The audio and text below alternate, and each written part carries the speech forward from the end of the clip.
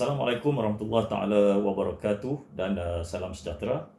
Hari ini saya telah mendapat banyak panggilan telefon, juga WhatsApp, juga komen di social media saya yang bertanyakan mengenai apa pandangan saya mengenai kenyataan yang dibuat oleh mantan Timbalan Menteri Jabatan Perdana Menteri Bahagian Hak Awam Undang dan juga pandangan Peguam Kanan Saudara Hanif Katri Abdullah.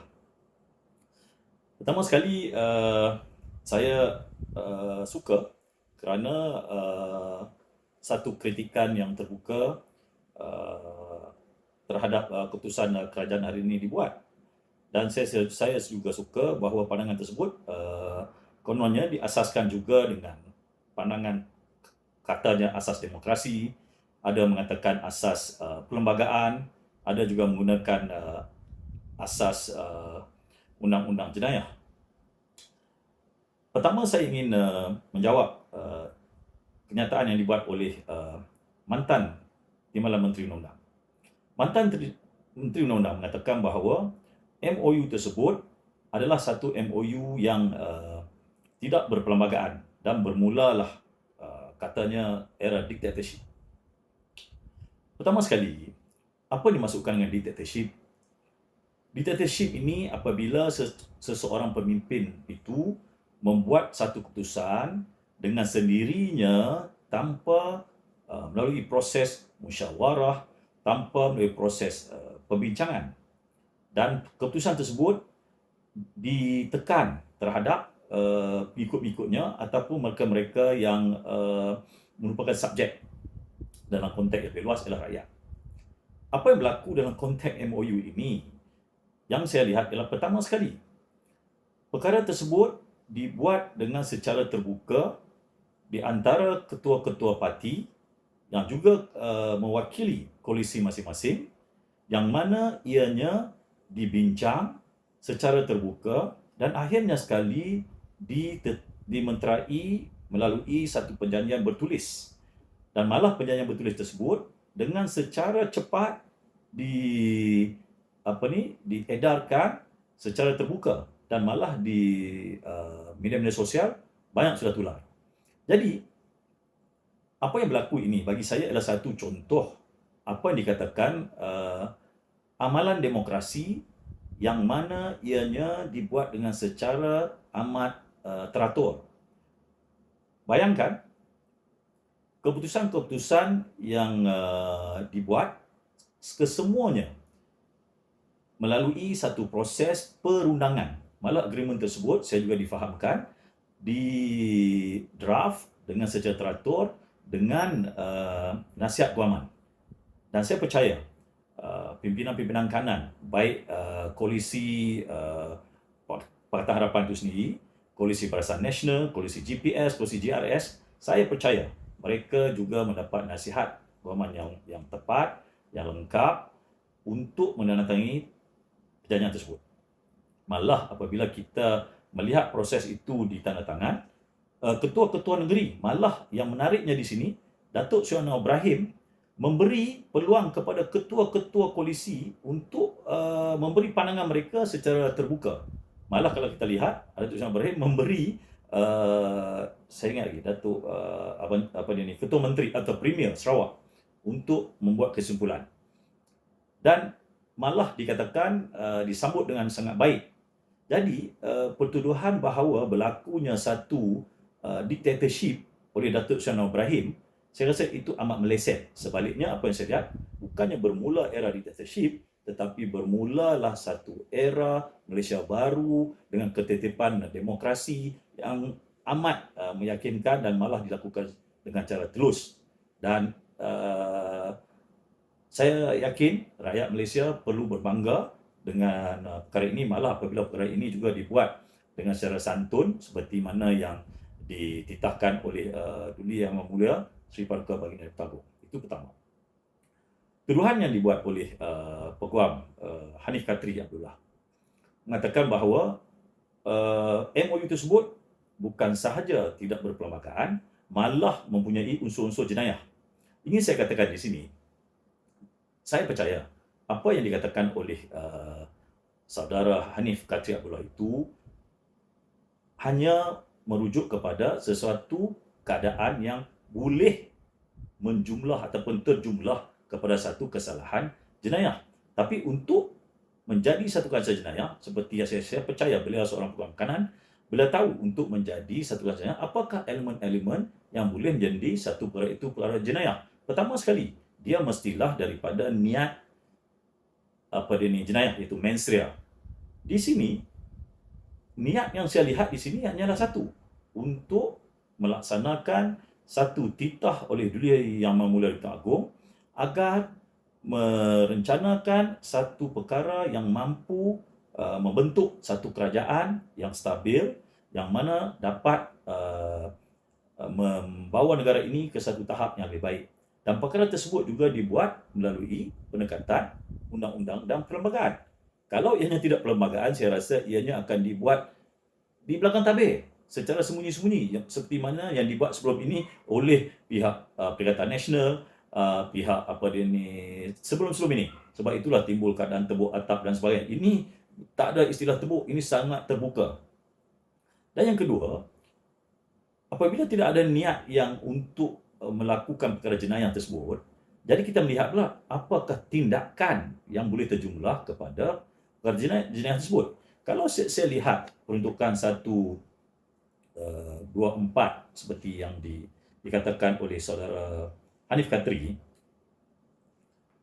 dia merujuk kepada satu keadaan yang mana terdapat perkara-perkara yang dikatakan dengan contoh dengan menggunakan pendekatan dengan izin by means of criminal force or the show of criminal force or attempt so to overawe, and such member shall be punished with imprisonment for a term which may extend to 7 years and shall also be liable to fine.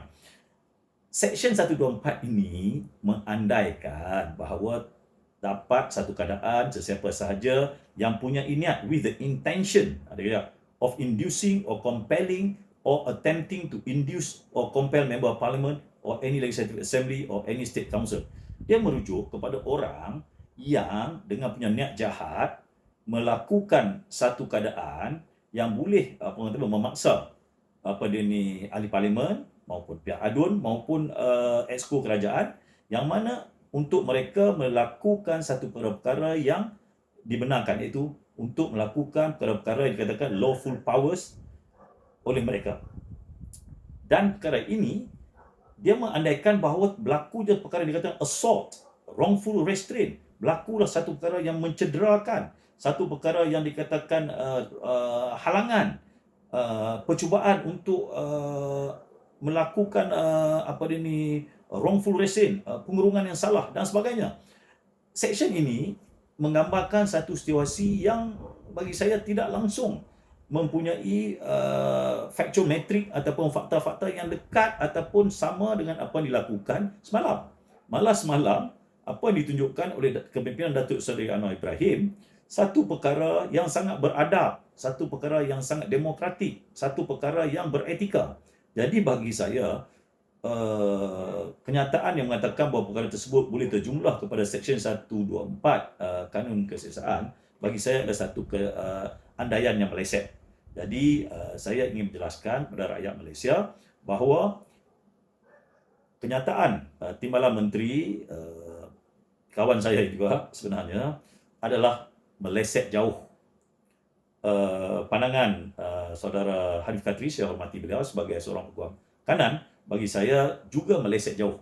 Jadi rakyat Malaysia perlu berbangga bahawa dengan panduan yang telah ditunjukkan oleh Duli Yang Mulia Tuan Agong dan di bawah kepimpinan Datuk Seri Anwar Ibrahim, bermulalah satu pendekatan demokrasi yang sangat beretika, sangat telus, tidak ada menggunakan secara pendekatan yang orang kata mencurigakan, dan saya percaya perkara ini perlu diraihkan dan rakyat Malaysia perlu bangga. InsyaAllah kita mulakan Malaysia yang baru.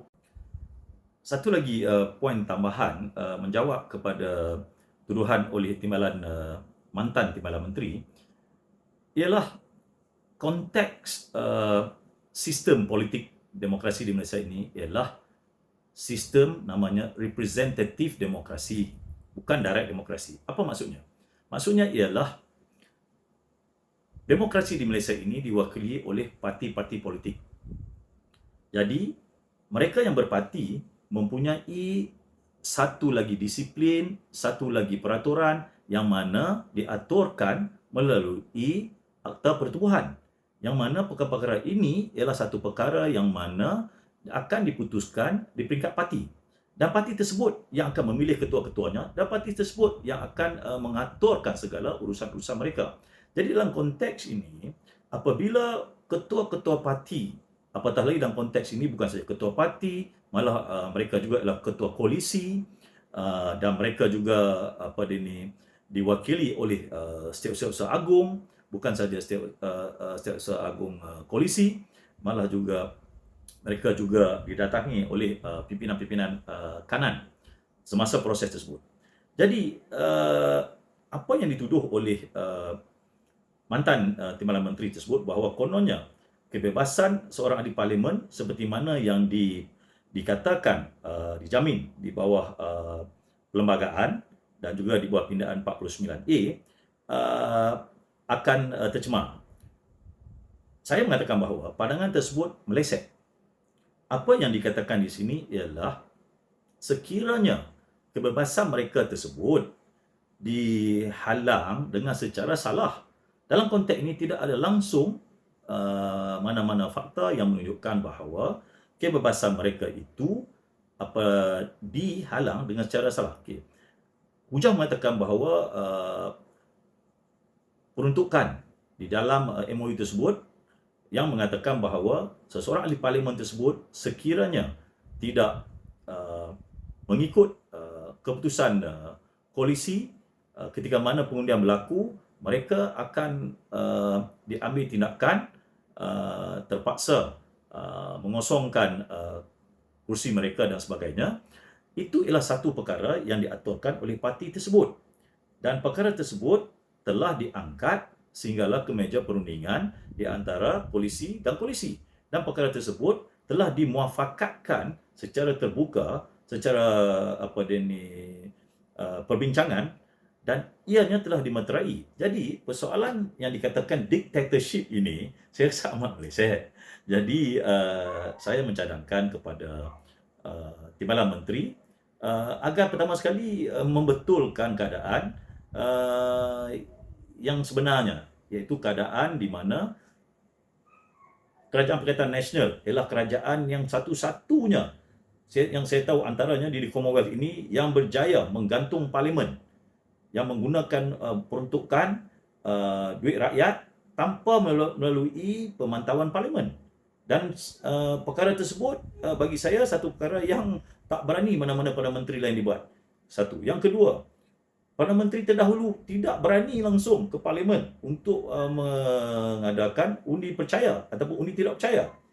Malah apa yang ditunjukkan oleh Datuk Seri Anwar Ibrahim, walaupun beliau sehingga hari ini telah kita lihat di banyak-banyak petunjuk-petunjuk menunjukkan bahawa beliau mendapat mandat yang kuat. Malah perkara tersebut berkembang hari demi hari. Pun begitu, beliau mahu melakukan undi percaya agar ianya dapat diyakini oleh rakyat. Walaupun dikala ada pandangan yang mengatakan bahawa beliau tidak perlu.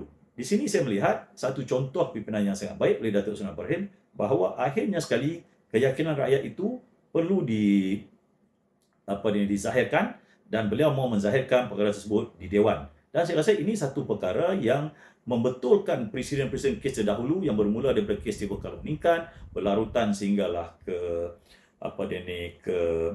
Perak dan sebagainya, dan saya percaya untuk membentuk satu kerajaan, keyakinan itu ialah satu keyakinan yang dapat dinilai oleh Yang di-Pertuan Agong dan mana keyakinan tersebut akhirnya sekali akan terzahir di Dewan Rakyat, iaitu di Parlimen Malaysia. InsyaAllah kita doakan sama-sama perkara ini dapat dizahirkan dengan harmoni, dengan akhirnya sekali keyakinan rakyat terhadap kerajaan yang baru ini dapat dicapai dengan sebaik-baiknya. Assalamualaikum. Kawan-kawan, like, share dan subscribe channel saya Yusmadi Yusof untuk ikuti program terbaru saya iaitu Temu Yusmadi. banyak lagi program-program yang menarik. Jadi, tokong ramai-ramai